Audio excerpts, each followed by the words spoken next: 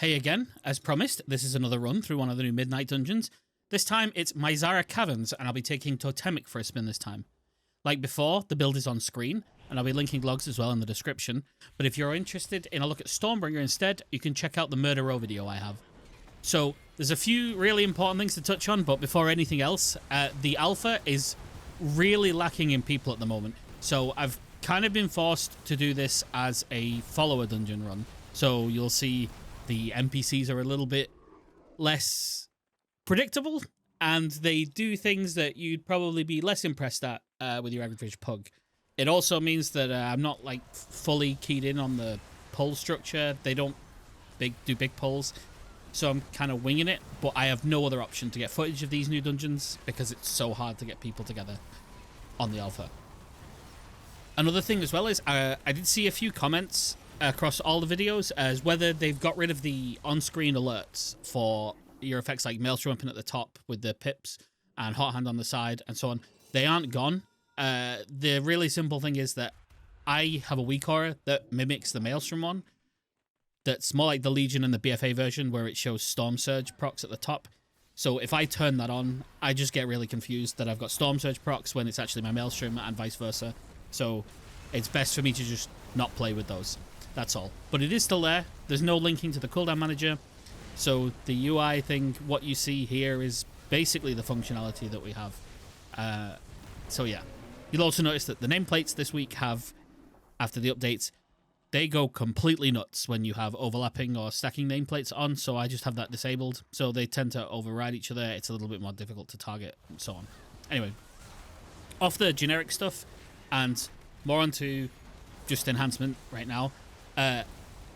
You'll start to see with the gameplay loops that I'm doing here, Totemic is now really built around resource. Like, Hot Hand is just as, if not more important than it was in the War Within. And whenever Hot Hand's good, you should have had the experience that it does end up being really important. But because of the new Totemic talent, which extends it from Maelstrom spend, plus Hot Hand having its chance to proc removed when you have a buff active, and Elemental Tempo existing now, which is the spend to cooldown reduce to Lava Lash. All of those come together where Hot Hand itself, really important, still does the Sunderings, though they don't proc the new Primordial Wave effect. But the only way that you get back to a 1-2-1 weave now is by weaving in a spender. So in AoE, we still generate a lot of Maelstrom. You can realistically Hot Hand, Spender, Hot Hand. But you can't do that if you don't spend in between. So the Hot Hand cycle is a lot more dynamic. It's not as punishing as it was, where if you ever delayed a Lava Lash, you just lose a cast entirely for the window to be over. Because you can extend it, you can, in some cases, make up for mistakes, or you can like double spend to make it overlap in the future. There's a lot more dynamism to the windows as opposed to it being solely on your head to weave for that whole window and be up. You can do things to manipulate the buff. And I think that adds a lot of depth. Hot Hand has had so many times where it's been frustrating or invasive into the rotation, despite being a really cool effect, a really iconic effect that we've had for a really long time. So that's like the biggest thing to notice between live and here. It's still important, but it's got real gameplay to it now. It's not just a proc that locks you in for the whole 8 seconds and there's nothing else that happens. Obviously as well, because you do end up having a lot more Hot Hand uptime generally, I think, or I should rephrase that as more, you have Hot Hand up when you want it to be up. You're less desperate to just randomly proc it all the time. You do really big priority damage with Lava Lash all the time in these packs. Stormbringer can kind of emulate that with Converging Storms, because Storm Strike hits pretty hard now, and it's a much better vector for just doing cleave stuff compared to live, where it's the bottom of the barrel, please just let me get more Maelstrom to do my Stormbringer thing.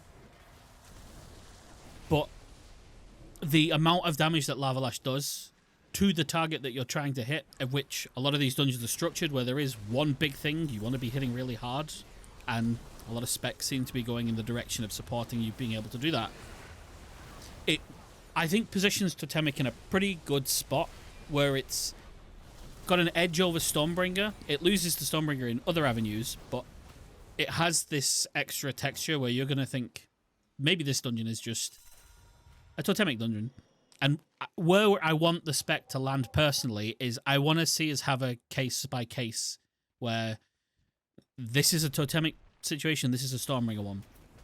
And there's enough differentiation there for it to potentially happen.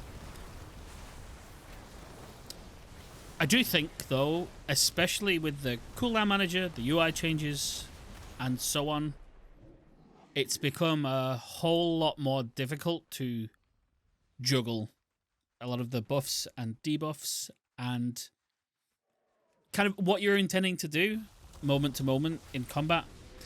A part of that is on me because I haven't spent enough time like really digging into getting the cooldown manager to look how I prefer to look when I sort of teach myself a spec at the start of an expansion. But right now the manager is limited enough that I don't feel like I could get it to that state anyway yet, so I'm just kind of winging it until it sees some improvements.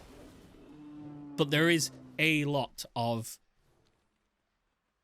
you end up in situations where you're running out of really important things to press, and then you're in other situations where you have all of them ready, and sometimes there's buff trolling, and you have to make split-second decisions on, do I press this? Am I gambling for that? Am I trying to extend hot hands? So something to really reinforce, especially with the narrative going around about the expansion, is that the depth in the spec, the complexity is not gone. It's just been sort of picked up and moved. I think that arguably Totemic on Midnight now relative to live is probably more complicated to execute, but it's less complicated to understand. So kind of similar to the video I did before Midnight came out and I started being a bit more regular, or at least pretending to be doing more videos, is that there is a distinct difference between complexity and difficulty. And on retail for enhancement, there's a lot of complexity and not necessarily that much difficulty once you understand it. Whereas on here, I think the difficulty and the possibility to make mistakes and optimize has gone up, but the complexity of understanding how it gets there, what talents do, and what their role is, has probably gone down. And ultimately, in that video, I was very much on the side of I want them to do this. And I think that they have done it here. They've gone too far with some specs, but that's not my place to say. But this is the kind of thing that I was hoping that they would target. We aren't deleting enhancement. We aren't deleting how Totemic feels. The identity is still there. But a layman could open the talent tree, read these talents, and think, yes, that's what they want me to do. And I think that's really cool. I think it's really impressive, too, from a design perspective, to manage to do that. Because part of Enhancement's identity was it was just a giant swath of abilities, and here you go, just wing it.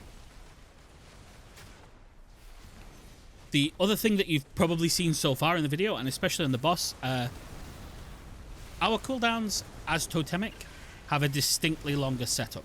And that's purely because of whirling elements. Like the moats that you're used to on live, they're still here.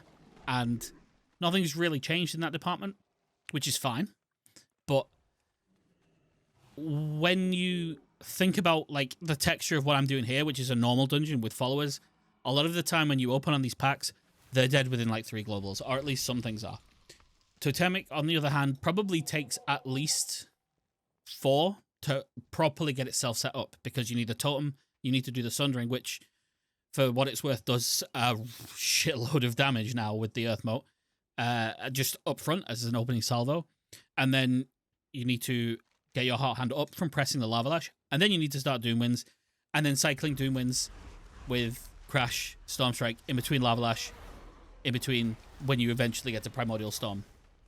Which, as a quick aside, Primordial Storm is working with Maelstrom now, so it actually contributes. That's why I'm playing it, and I'm a bit higher level, so I've got points to spare. So the worry that that's just no longer a thing can be put to rest. It's still pretty strong, just not as strong. But this does mean, compared to Stormbringer, that can just press its buttons, go, it's explosive, mobs are in trouble already. Totemic has to wind up a little bit, deploy its damage, and it's got... It's much harder to convey that 20-second plus long period of time that you're doing all of that damage, these mobs aren't alive for because they're already dead. But when you get to a Mythic Plus situation where pulls are going to be lasting, instead of like 5-10 seconds, more like 30, a minute, they're going to be chain pulled, they're going to be more mobs.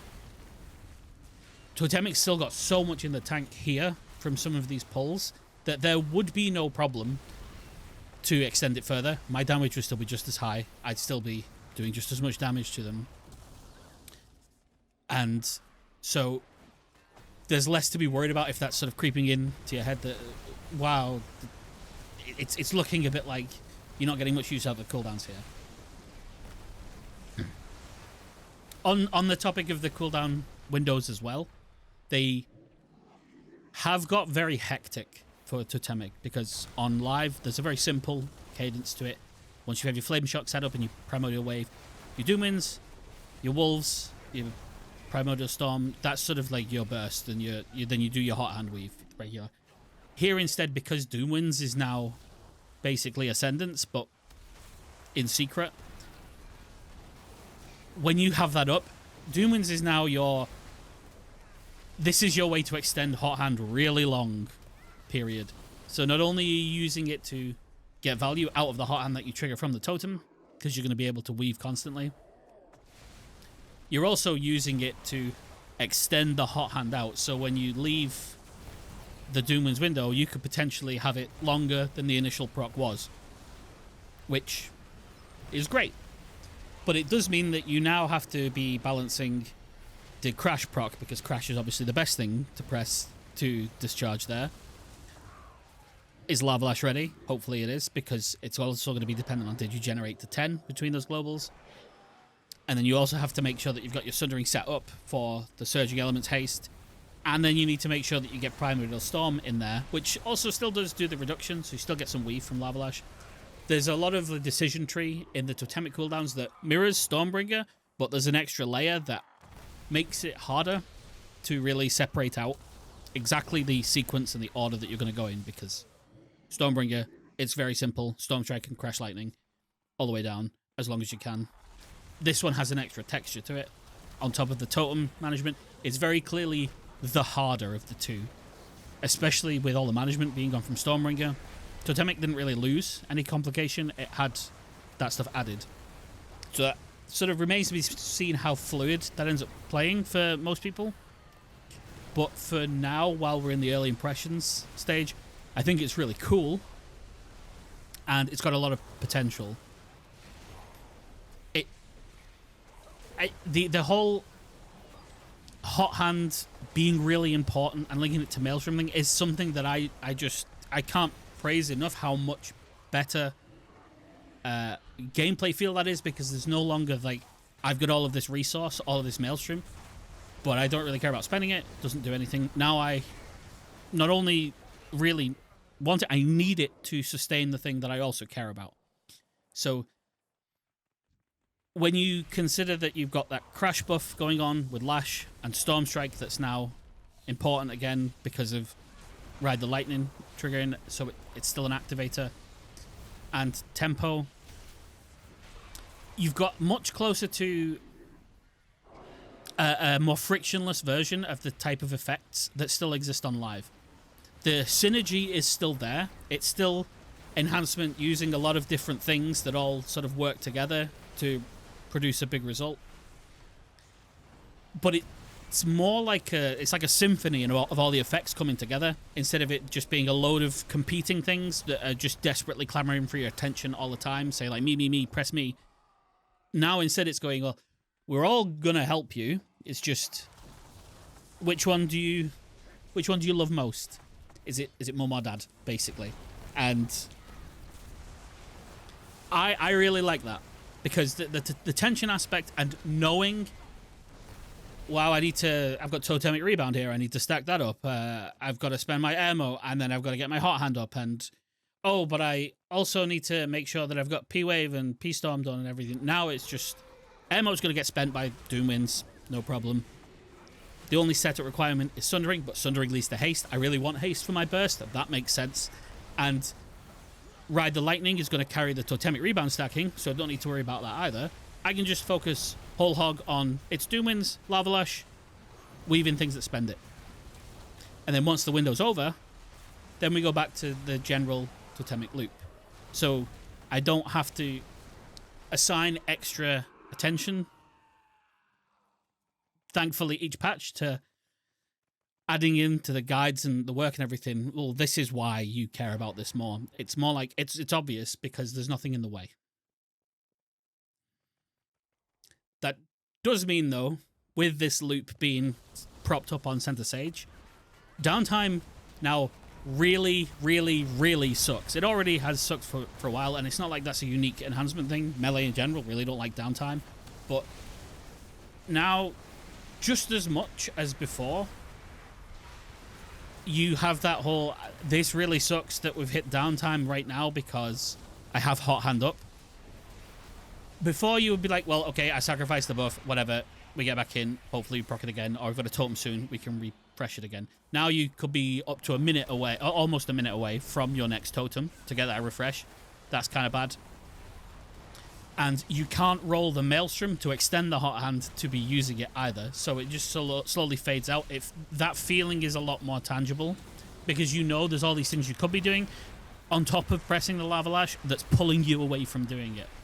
So I feel like losing the Witch Doctor's Ancestry component of downtime sucks with this has basically just been reintroduced this way. There's also, because you can get that buff really extended, there's definitely a momentum thing going on. Like, you want chain pulls.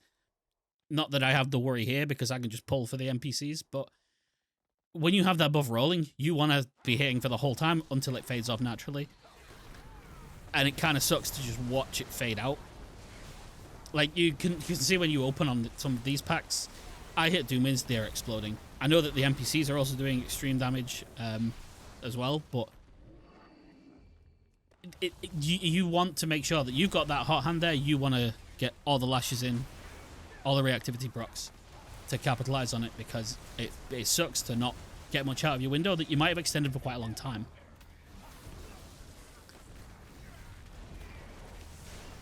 I did go through a lot of the other mechanics, so it's not really worth like bearing repeating on the crash, the funnel, and the pooling situation. I think that Totemic is a lot more clear cut. It's 1 minute cooldowns. They're big 1 minute cooldowns. They do setup. It's simpler to understand the ABC of things. But I did want to touch on the new dungeons that they put in this week. I think are this Maisara Caverns and the Den of Nalarak are really, really fucking cool. Just, they're very open. They've got like different steps to them, kind of like how Throne of Thunder just descended into like downstairs, then come back up and everything. There's a lot of dungeons that sort of evolve over it in a course. I really like that visually.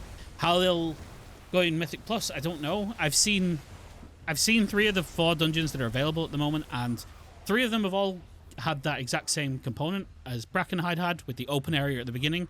Go free some prisoners, go give some eagles an apple or something like that. Speak to these guys in Murder Row. They can get kind of annoying when you have to do those events, especially if someone's not on the same page and they go and pull stuff. So I don't know, but dungeon design I'm pretty happy with.